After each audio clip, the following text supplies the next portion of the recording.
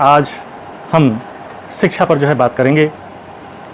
आप सभी जानते ही हैं कि शिक्षा व्यक्ति के लिए कितने महत्व की होती है। शिक्षा ही वह धन है जो व्यक्ति को समाज में सर्वोपरि सम्मान दिला सकती है।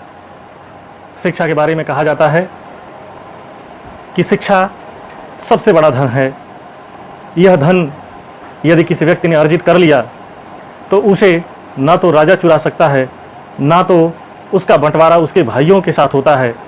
और सबसे बड़ी बात इस शिक्षा के बारे में ये कहा जाता है कि व्यक्ति जितना इसको व्यय करता है, जितना इसको खर्च करता है, जितना इसको बांटता है, इसमें उतनी ही श्री वृद्धि होती है और यह उस व्यक्ति का निजी संपत्ति होती है और जीवन पर्यंत उसका साथ देती है।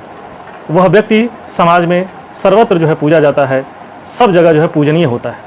आइए शिक्षा के महत्व को बताती एक छोटी सी कहानी सुनते हैं। बात एक समय की है। एक राजा बहुत ही पराक्रमी और बहुत ही विद्वान था। वह राजा अपनी विद्वता और अपने बल के चलते अकेले शिकार करने के लिए जाया करता था जंगल में। एक दिन की बात है, राजा शिकार करने के लिए जंगल को जाता है और उसे जल्दी शिकार नहीं मिल पाता है और वो शिकार की तलाश में आगे बढ़ता जाता है और उसे समय का भान नहीं रहता। उसे इस बात का ज्ञान नहीं रहता कि समय क्या हुआ होगा और वो घनघोर जंगल में पहुंच जाता है।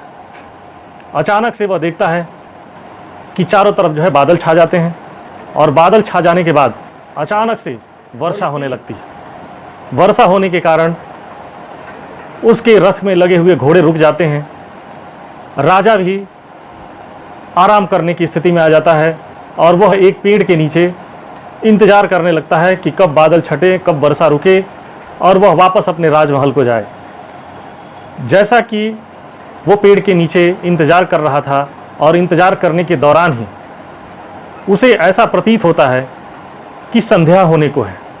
वर्षा रुकती है तो उसे पता चलता है कि अब रात्रि हो चुकी है। दिन भर की दौड़ भाग के चलते राजा थका हुआ महसूस करता है और थके होने के कारण अब उसे भूख और निद्रा आने लगती है।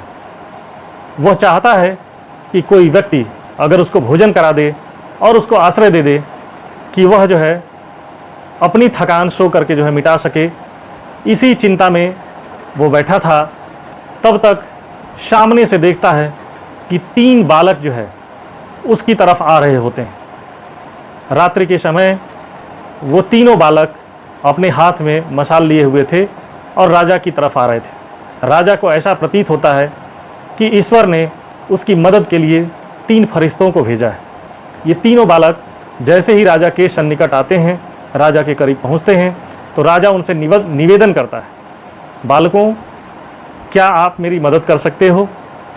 बच्चों ने राजा के रथ को देख करके वो समझ गए कि ये हमारे राजा हैं। तीनों ने एक स्वर में कहा कि जी महाराज, आदेश करें, क्या मदद कर सकते हैं हम लोग। तो राजा निवेदन करते हैं कि बच्चों, सुबह से मैं भूखा प्यासा हूँ और शिकार की तलाश में दर दर भटक रहा था और यहाँ पहुँचते ही अचानक से तेज गर्जना के साथ वर्षा होने लगी और मैं इस पेड़ के नीचे इंतज़ार करता हुआ ये समय हो गया है और अब मैं बहुत बुरी तरीके से थक गया हूँ और मुझे भूख भी लगी है। मैं आराम करना चाहता हूँ और मुझे भोजन की भी ज़रूरत है। तीनों बच्चों ने कहा कि महाराज, आप थोड़ी देर इंतज़ार करें, हम लोग तुरंत ही आपके भोजन की और आपके शयन की व्यवस्था कराते हैं। तीनों बालक जाते हैं और कुछ ही देर के बाद अपने घर से वापस आते हैं और आकर के राजा को ससम्मान अपने निवास स्थल पर लेकर के जाते हैं। राजा जैसे ही उस स्थान पर पहुंचता है जहां उन बच्चों का आवास था, तो पाता है कि वो वनवासी थे, वन में रहने वाले लोग थे। उनके माता पिता काफ़ी गरीब थे और जंगल में ही कुटिया बना के वो लोग रह रहे थे। फिर भी भूख और निद्रा ऐसी चीज़ है जो स्थान नहीं देखती, जगह नहीं देखती और जो मिल जाए क्षुधा बुझाने की ललसा रहती है। राजा ने भी वैसे ही किया। बच्चों ने बड़े प्रेम से अपने माता पिता के सहयोग से राजा को जो है भोजन कराया, और भोजन करने के बाद एक टूटी खाट पर राजा वहाँ जो है रात भर जो है सोया। तीनों बच्चों ने लगातार उसको पंखे झले ताकि राजा को मक्खी मच्छर जो है न लगे। सुबह जैसे ही सूर्योदय होने को होता है, पूरब दिशा में लालिमा छाती है और सूरज की रोशनी राजा के आंखों में पड़ती है, तो राजा उठ करके बैठ जाता है और अपने आप को बहुत ही तरोताज़ा महसूस करता है, बहुत ही अपने आप को जो है रिफ्रेश महसूस करता है। और वो तीनों बालकों को जो है बुलाता है और बुला करके कहता है, बच्चों, आपने जो है मेरी बहुत बड़ी मदद की है और अब सुबह हो गई है, मैं आसानी से अपने राजमहल को वापस जा सकता हूँ। लेकिन जाने से पूर्व मैं चाहता हूँ कि जिस तरीके से आप लोगों ने जंगल में, इस घनघोर जंगल में मेरी जो है प्राण रक्षा की है, मुझे जो है आश्रय दिया है, मुझे भोजन कराया है, मैं आप लोगों की मदद करना चाहता हूँ। आप तीनों बारी बारी से जो मांगना चाहते हो मांगो, मैं आप तीनों की मनोकामना को पूर्ण करना चाहता हूँ और अब जो है मैं यहाँ से प्रस्थान करना चाहता हूँ। तीनों बच्चों को ऐसा लगा कि उनकी मन की मुराद पूरी हो गई। बारी बारी से तीनों बच्चों ने अपने अपने मन की बात बताई। पहले बच्चे ने कहा कि महाराज, आप देख ही रहे हैं किस ढंग का हम लोगों का जो है निवास स्थान है, किस निम्न कोटि के घर में हम लोग रहते हैं और हम लोगों की दरिद्रता किसी से छुपी हुई नहीं है। महाराज, ऐसा करें कि हमें कम से कम जो है इतना धन दें कि हम लोग जो है एक सम्मानजनक आवास बना करके अपने परिवार के साथ जो है भरण पोषण करते हुए अपना जीवन व्यतीत कर सकें। तो राजा ने कहा, ऐसा ही होगा। दूसरे बालक से जब पूछा कि आप अपनी इच्छा बताओ, तो उस बालक ने भी कहा कि महाराज, मेरे माता पिता ने पूरे जीवन भर बहुत कष्ट सहा है और आज भी हम लोग जो है कष्ट सह रहे हैं। हमें इतना धन दें कि हम लोग यहाँ से निकल करके किसी नगर में जो है बस जाएं, किसी शहर में बस जाएं और वहाँ पर हम लोगों का अपना घर हो, और हमें इतना धन दीजिए कि हम लोग जो है आधुनिक लोगों की तरह अपना जो है जीवन यापन कर सकें। राजा ने कहा कि ऐसा ही होगा, आपकी जो है मुराद अवश्य जो है पूरी होगी। फिर तीसरे बालक की तरफ जो है इशारा करते हुए राजा उसके भी जो है मन की बात जानना चाहता है। कहता है कि बेटा, आप मुझे कल से ही बड़े शालीन और गंभीर दिखाई दे रहे हैं, आप भी अपने मन की बात बताओ, मैं आपकी भी जो है मन की करना चाहता हूँ, आपकी भी मनोकामना पूर्ण करना चाहता हूँ। तो तीसरा बालक हाथ जोड़ करके महाराज के सामने खड़ा होता है, राजा के सामने खड़ा होता है और वो कहता है कि राजा साहब, आप मुझे यदि कुछ देना ही चाहते हैं तो मेरे विद्या अध्ययन का जो है प्रबंध कर सकते हैं तो कर दें, क्योंकि मेरी रुचि जो है पढ़ाई लिखाई में है।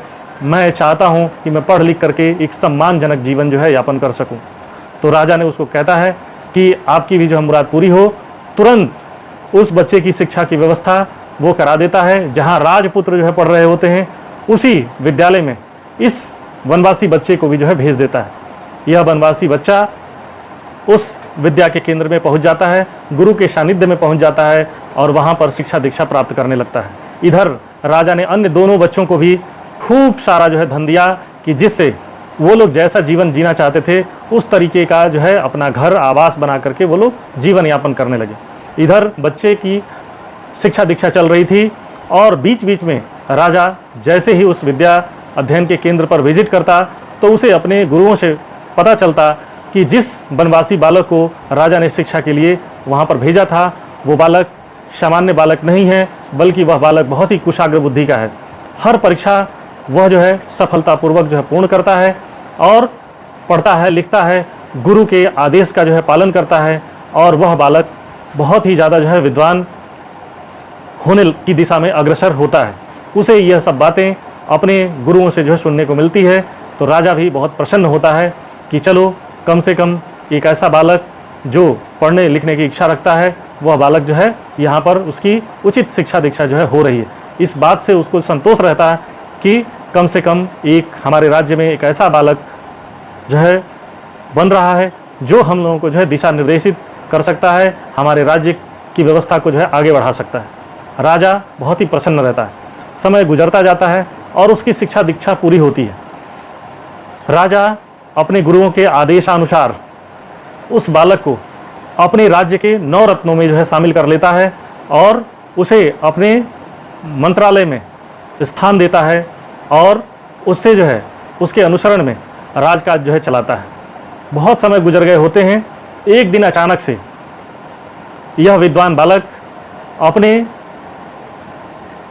राज्य क्षेत्र में घूम रहा था और भ्रमण के दौरान उसे जो है अपने वो दोनों मित्र जो है दिखाई दिए जो जंगल में राजा की जो है मदद किए थे। लेकिन यह विद्वान पुरुष बालक देखता है कि उनकी दरिद्रता वैसी की वैसी ही है। वह बहुत ही दुखी होता है और दुखी होकर के उनसे बारी बारी से पूछता है कि आप लोगों की इस स्थिति का कारण क्या है। राजा ने तो बहुत जो है आप लोगों को धन मुहैया कराया था, आपको जो है घर बनने के लिए जो है व्यवस्था की थी, आपके खाने पीने की व्यवस्था की थी, आपके आजीविका की व्यवस्था की थी। दोनों साथियों ने उस बालक को कहा कि हाँ महाराज, आप जो है सही कह रहे हो कि राजा ने तो हम लोगों का बहुत ही समुचित प्रबंध किया था, लेकिन धन लगातार व्यय होते हुए आज समाप्त हो गया है। हमारे आवास तो हैं, हमारे घर तो हैं, लेकिन अब हमारे पास धन नहीं है। जो धन के संसाधन हम लोगों ने जुटाने के लिए व्यवस्था की थी, वह संसाधन भी अब समाप्त होने की कगार पर है और अब हम लोगों के पास केवल घर ही बच गया है। और ऐसा ही रहा तो यह घर भी जो है हम लोगों का जो है बिक जाएगा और हमें पुनः उसी जंगल में जो है जीवन यापन के लिए जाना पड़ेगा। तो इस तरीके से इस कहानी से यही सिद्ध होता है, इस कहानी से यही शिक्षा मिलती है कि धन कितना भी रख लिया जाए अपने पास तो वह धीरे धीरे व्यय हो सकता है, समाप्त हो सकता है, लेकिन ज्ञान की समाप्ति नहीं होती है। ज्ञान आजीवन व्यक्ति के साथ रहता है, जो कि व्यक्ति के साथ साथ उसकी मर्यादा को भी बढ़ाता है, उसके सम्मान को भी बढ़ाता है और जीवन भर व्यक्ति के साथ चलता रहता है। किसी ने सच ही कहा है कि श्रद्धा ज्ञान देती है, नम्रता मान देती है, योग्यता स्थान देती है, पर यदि शिक्षा मिल जाए तो व्यक्ति को हर जगह सम्मान देती है। तो आज की कहानी में इतना ही। कहानी अगर आपको अच्छी लगी हो तो इसे शेयर करें और अन्य लोगों तक पहुंचाने का काम करें। यदि चैनल पर आप लोग नए हैं तो चैनल का जो है बेल आइकन दबा करके चैनल को सब्सक्राइब कर लें, ताकि इसी तरह की ज्ञानवर्धक कहानियाँ, इसी तरह की शिक्षाप्रद जो है कंटेंट आपको मिलता रहे और शिक्षा जगत से जुड़ी हुई खबरों से आप जो है अद्यतन रहें। इन्हीं बातों के साथ मैं अपनी वाणी को विराम देता हूँ। धन्यवाद।